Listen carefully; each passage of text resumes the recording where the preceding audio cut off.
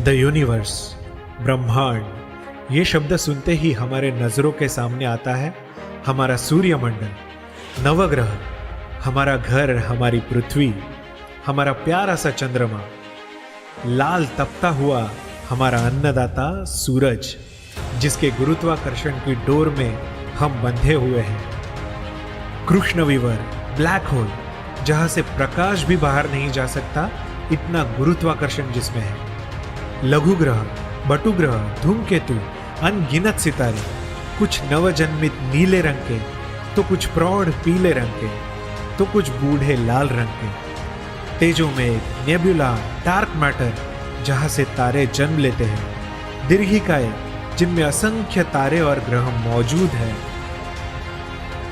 और ऐसे कई अनगिनत रहस्य जो हमारे लिए अभी तक अनसुलझे हैं। किसी तेजोमेघ की कोख से कोई छोटा सा तारा जन्म लेते हुए, तो कोई तारा अपनी आखिरी सांसें गिनते हुए। तो आइए, स्वागत है आपका मेरे चैनल में, जो जानकारी देगा एक्सट्रीम एस्ट्रोनॉमी यानी अद्भुत खगोल शास्त्र के बारे में। हमारे सभी के मन में कभी ना कभी यह सवाल आया ही होगा कि हमारा ब्रह्मांड कितना बड़ा होगा, क्या उसकी कोई सीमा है, वो फैल रहा है कि सिकुड़ रहा है या फिर स्थिर है। ऐसे कई प्रश्न हम इस चैनल द्वारा सुलझाने वाले हैं। तो सचमुच ब्रह्मांड कितना बड़ा है, ये हम मानव जाति के लिए अभी तक रहस्य ही है। लेकिन चलिए, हमारे वैज्ञानिकों की दूरबीन की नजर जहां तक जाती है वहां तक पहुंचने का प्रयत्न करते हैं। तो हमारे भारत देश पर ही दूरबीन सेट करते हैं। भारत देश की चौड़ाई देखी जाए तो वो है करीब 2933 किलोमीटर, जो अगर हम 1000 किलोमीटर प्रति घंटा की रफ्तार से उड़ने वाले हवाई जहाज से पार करना चाहे तो करीब 3 घंटों में पार कर सकते हैं। और वही दूरी पृथ्वी के सबसे तेज हवाई जहाज से, मतलब X-15 rocket jet, north America के एयरफोर्स का जेट, जिसकी गति है 7200 किलोमीटर, तो वो X-15 से अगर ये दूरी पार करना चाहे तो महज 25 मिनट में ये दूरी तय कर सकता है। हालांकि हमारे मानव के लिए ये गति बहुत ज़्यादा लगती है, पर जैसे जैसे हम आगे ब्रह्मांड की ओर बढ़ते जाएंगे तो ये गति हमें बहुत धीमी लगने लगेगी। तो चलिए, थोड़ा सा और बाहर जाकर पूरी पृथ्वी पर दूरबीन तान लेते हैं। पृथ्वी की चौड़ाई देखी जाए तो वो है करीब 12,742 किलोमीटर, और पृथ्वी का परिघ, सरकमफेरेंस है, उसकी लंबाई है करीब 40,075 किलोमीटर। दोस्तों, अभी ये अंतर नापना हमारे लिए बहुत आसान है क्योंकि टेक्नोलॉजी विकसित हो गई है। पर क्या आप जानते हैं कि ईस्वी सन पूर्व 276 BC में जब भी कोई तकनीकी साधन ना होते हुए भी इराटोस्थेनेस नाम के एक गणितज्ञ ने पृथ्वी का परिघ एकदम सटीक नापा था। उसकी कहानी कभी अगले किसी वीडियो में देखेंगे। तो अभी चलते हैं वापस X-15 जेट की गति से। तो पृथ्वी की चौड़ाई लगभग X-15 1.5 घंटे में पार कर लेगा, और पृथ्वी की प्रदक्षिणा पार करने के लिए उसे कम से कम 5 घंटे लगेंगे। तो ये तो हो गया पृथ्वी सापेक्ष अंतर और काल मर्यादा। अभी मुड़ते हैं अपनी चंद्रमा की ओर। पृथ्वी से चंद्रमा की दूरी हालांकि इस तस्वीर में बहुत छोटी लग रही है, पर असल में वो है 3,84,000 किलोमीटर। तो अगर हम मान लें कि पृथ्वी अपनी जगह स्थिर है और चंद्रमा भी स्थिर है, और हमें ये सीधी दूरी X-15 से पार करनी है, तो हमें करीब 50 घंटे यानी 2 दिन लगेंगे। असल में चांद तक 2 दिन में नहीं जा सकते, क्योंकि पृथ्वी और चांद दोनों घूम रहे हैं और वैज्ञानिकों को बहुत सारे इंटीग्रेशन के गणित करने पड़ते हैं। अपोलो 11 जब भी चांद पर गया था तो उसे भी 4 दिन और 6 घंटे लगे थे, क्योंकि पृथ्वी की गुरुत्वाकर्षण कक्षा पार करने के लिए यान को गति की जरूरत है।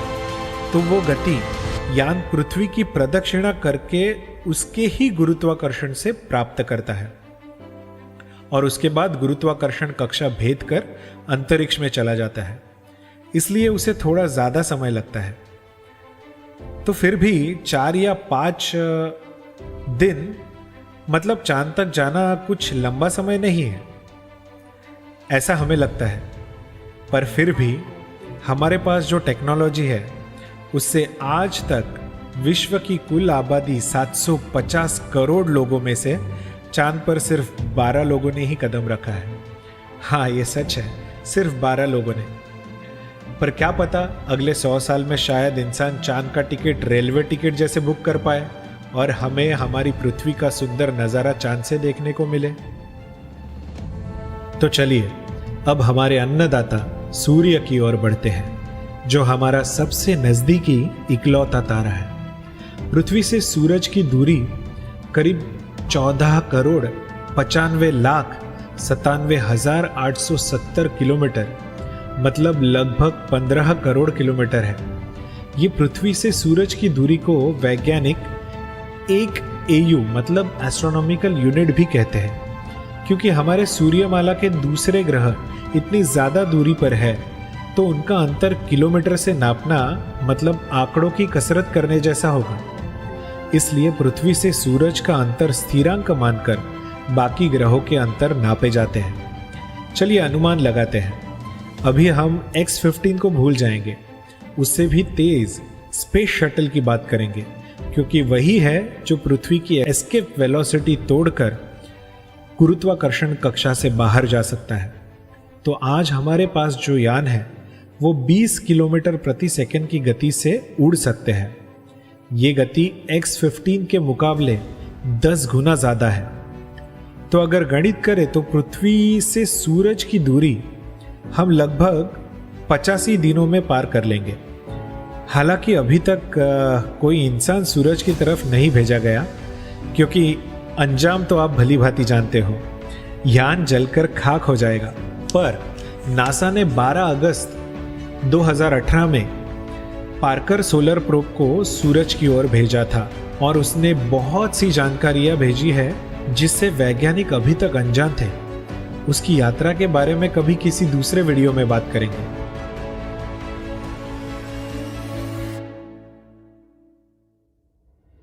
अभी बढ़ते हैं हमारी सूर्यमाला की ओर, हमारे नवग्रह की माला। पर अभी प्लूटो तो ग्रह रहा नहीं, उसे बटु ग्रह का दर्जा दिया गया है। तो अभी हमारे 8 ग्रहों की माला कह सकते हैं। हालांकि प्लूटो के आगे भी बहुत सारे बटु ग्रह हैं जो हमारे सूर्यमंडल का ही हिस्सा है। धूमकेतु भी हमारे सूर्यमंडल का ही हिस्सा है। तो आइए देखते हैं सूरज के सापेक्ष हमारे बाकी ग्रह के अंतर। मंगल सूरज से 1.524 एस्ट्रोनॉमिकल यूनिट दूर है, मतलब 22 करोड़ 79 लाख किलोमीटर।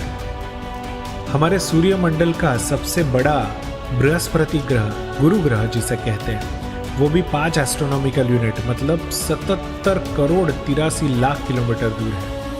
अब आप एक बात पूछोगे कि मंगल और गुरु में इतना ज्यादा अंतर क्यों है? क्योंकि उनके बीच में एक लघु ग्रहों का एक पट्टा है, बेल्ट है, जिसमें हजारों की तादाद में घरों के आकार से लेकर पर्वत के आकार तक के लघु ग्रह मौजूद है। जब सूर्यमाला पे वीडियो बनाएंगे तो उसके बारे में बात करेंगे। तो आगे आता है सबसे मोहक ग्रह शनि, जो हमसे 9.5 AU एस्ट्रोनॉमिकल यूनिट मतलब 1 अरब 42 करोड़ 70 लाख किलोमीटर दूर। उसके बाद यूरेनस 19 AU 2 अरब 87 करोड़ 10 लाख किलोमीटर।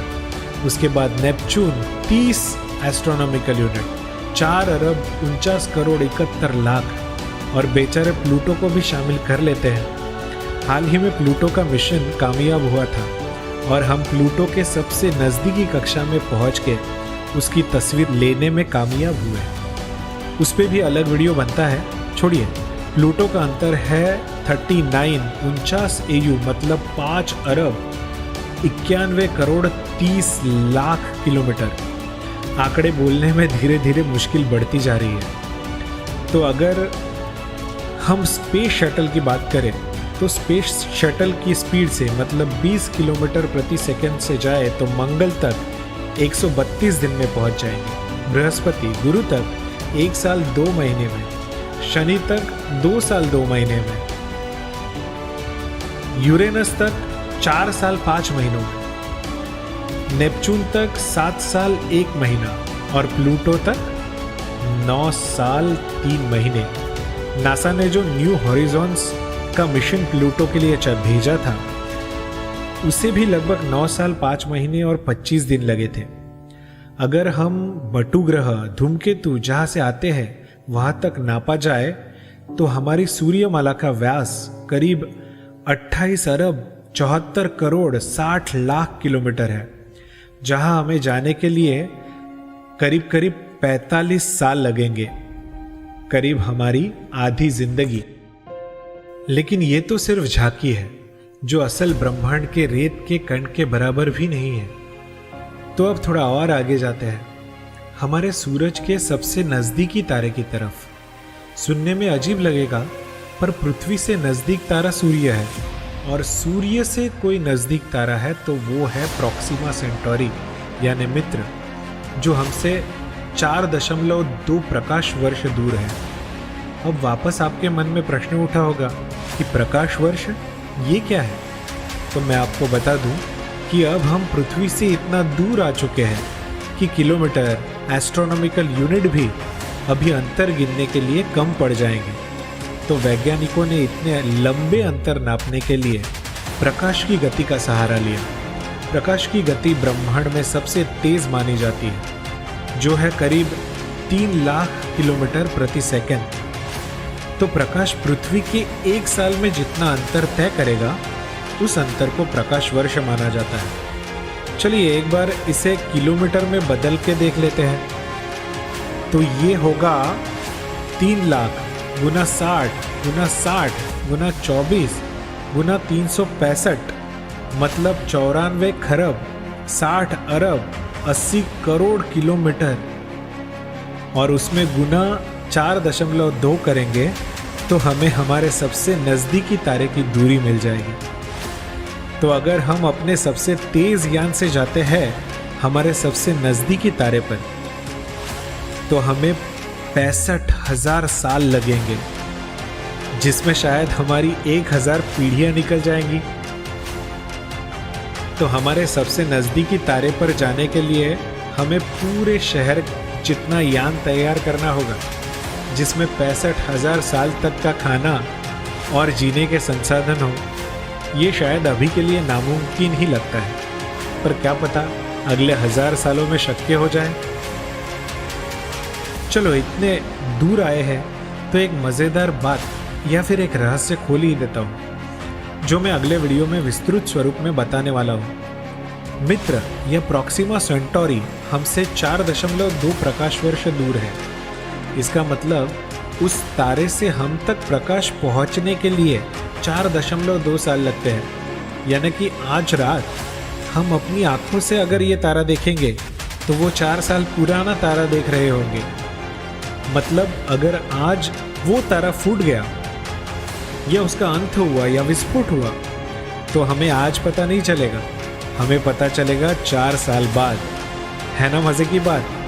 हम सूरज भी देखते हैं तो वो 8.5 मिनट पुराना, चांद देखते हैं 1.5 सेकंड पुराना, और हमारे सामने वाले इंसान को भी देखेंगे तो वो भी कुछ नैनो सेकंड पुराना ही होगा। ये टाइम और स्पीड की थ्योरी हम अगले वीडियो में देखने वाले हैं। अब आते हैं हमारी अपनी दीर्घिका, जिसे हम प्यार से आकाशगंगा कहते हैं, द मिल्की वे, जिसके एक छोर से दूसरे छोर का अंतर 1,05,700 प्रकाश वर्ष है। तो अब यहाँ X-15 या स्पेस शटल की बात छोड़ ही दो, अब प्रकाश भी धीमा लगने लगा है। तो आकाशगंगा रूपी इस रेत के समंदर में कुल 1000 अरब तारे और ग्रह, जिसमें से रेत के दाने की तरह हमारा सूरज और हमारी पृथ्वी यही किसी स्थान पर मौजूद है। आगे चलते हैं, हमारे आकाशगंगा की बहन देवयानी से मिलते हैं, एंड्रोमेडा गैलेक्सी, जो हमसे करीब 25 लाख प्रकाश वर्ष दूर है, पर यही हमारी आकाशगंगा से सबसे करीबी दीर्घिका है, जिसमें भी करोड़ों तारे और ग्रह मौजूद हैं। आगे आता है लोकल ग्रुप, जिसमें करीब 50 से 100 दीर्घिकाएं गैलेक्सीज होती है और उसका एक छोर से दूसरी छोर तक का अंतर करीब 1 करोड़ प्रकाश वर्ष होता है। क्यों दोस्तों, अब लग रही है ना प्रकाश की गति वाकई ही कछुओं जैसी। अब आगे आता है सुपर क्लस्टर, जिसमें ऐसे कई लोकल ग्रुप शामिल है और जिसमें करीब 50,000 से ज्यादा गैलेक्सीज आकाशगंगाएं होती है और जिसका एक छोर से दूसरे छोर तक का अंतर 50 करोड़ प्रकाश वर्ष तक हो सकता है। और सबसे आखिर में आता है ऑब्जर्वेबल यूनिवर्स, जिसमें कई सुपर क्लस्टर्स मौजूद हैं। इसका अर्थ यह है कि आज तक पृथ्वी से जितनी दूर तक देखा गया है या पृथ्वी तक जितनी दूर से प्रकाश आ पाया है, वहां तक की दूरी ऑब्जर्वेबल यूनिवर्स, ये पृथ्वी सापेक्ष है। पृथ्वी को केंद्र मानकर इसका फैलाव नापा गया है, जो है 9 अरब 30 करोड़ प्रकाश वर्ष।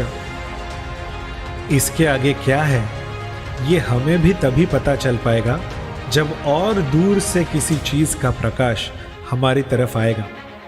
पर विश्व तो फैलता ही जा रहा है, तो क्या प्रकाश हमारी तरफ आएगा?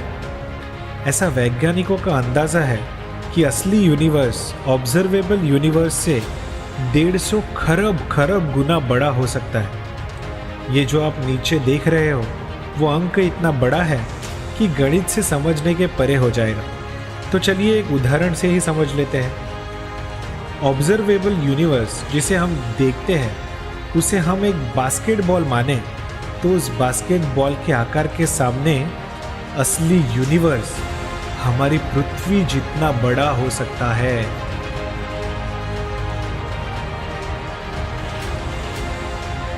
क्या गजब है हमारा ब्रह्मांड, जो हमारी सोच के, बुद्धि के परे है, जिसके बारे में जितना सोचे उतना सोचते ही रह जाएंगे। ये सोचते हैं तो एक अहम सवाल मन में आता है कि क्या हम इस ब्रह्मांड में अकेले हैं? क्या पता किसी दूसरी पृथ्वी पर भी मैं ब्रह्मांड की खोज में वीडियो बना रहा हूँ और आप मेरा वीडियो ऐसे ही रोमांचकता से देख रहे हो। हम कहते हैं ना, दुनिया बहुत छोटी है।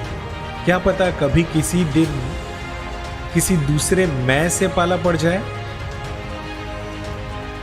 तो सोचते रहिए, और आपको अगर ये वीडियो अच्छा लगा तो मेरे चैनल एक्सट्रीम एस्ट्रोनॉमी को सब्सक्राइब करना ना भूलें और अगले वीडियो के नोटिफिकेशन के लिए बेल आइकन प्रेस करना भी ना भूलें।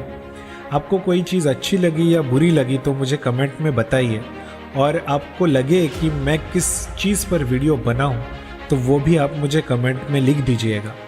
तो मिलते हैं अगले वीडियो में, तब तक के लिए हैप्पी एस्ट्रोनॉमी।